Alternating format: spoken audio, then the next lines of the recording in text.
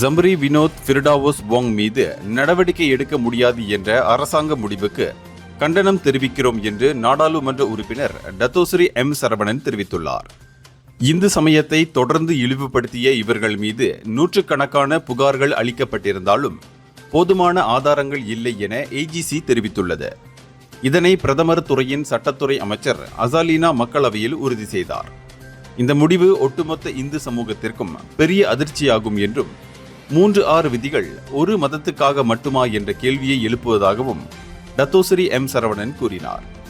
இந்த விவகாரத்தில் அரசாங்கத்தின் நிலைப்பாட்டுக்கு இந்திய நாடாளுமன்ற உறுப்பினர்கள் கட்சி பேதமின்றி கண்டனம் தெரிவிக்கிறோம் என்றார்.